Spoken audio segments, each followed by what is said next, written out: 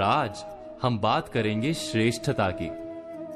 दोस्तों, श्रेष्ठता की भावना को समझने के लिए एक कहानी सुनते हैं।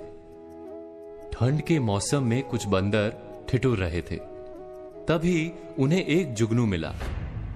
जुगनू से रोशनी आ रही थी, जैसे वो कोई उड़ता हुआ अंगारा हो। बंदरों ने जुगनू को पकड़कर सूखी लकड़ियों पर रखा और सब मिलकर उसे फूंकने लगे। शायद किसी गांव में इंसानों को देखा होगा छोटी सी चिंगारी को फूंक कर आग बनाते हुए। उन्होंने भी आग लगाने का प्रयास शुरू कर दिया। कुछ ही देर में जुगनू मर गया। उससे आ रहा प्रकाश बुझ गया। बंदरों ने दूसरे जुगनू को पकड़ लिया और फिर से फूंकना शुरू कर दिया।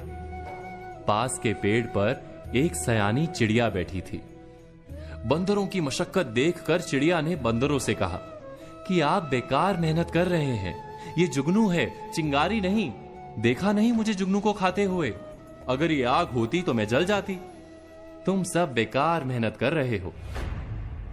हम विचार करेंगे तो तुरंत जान पाएंगे कि हमारी भी आधी जिंदगी ऐसे ही कई प्रयासों में बीत जाती है।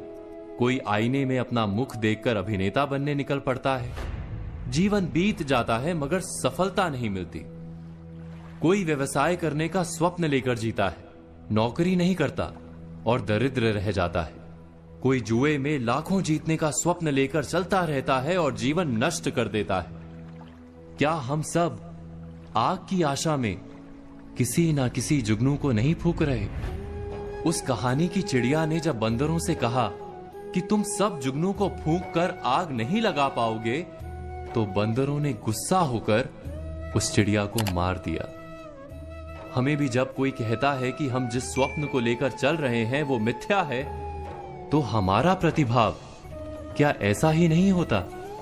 क्या सलाह देने वाले पर हम गुस्सा नहीं हो जाते? अब यह भी आश्चर्य है कि एक और हमें कहा जाता है मनुष्य जब कोई स्वप्न लेकर मेहनत करता है तो अवश्य सफल होता है। दूसरी ओर यह भी कहा जाता है कि सारे स्वप्न सफल नहीं होते। समय आने पर जुगनू और चिंगारी का भेद समझना आवश्यक है। इस दुविधा का उपाय क्या है?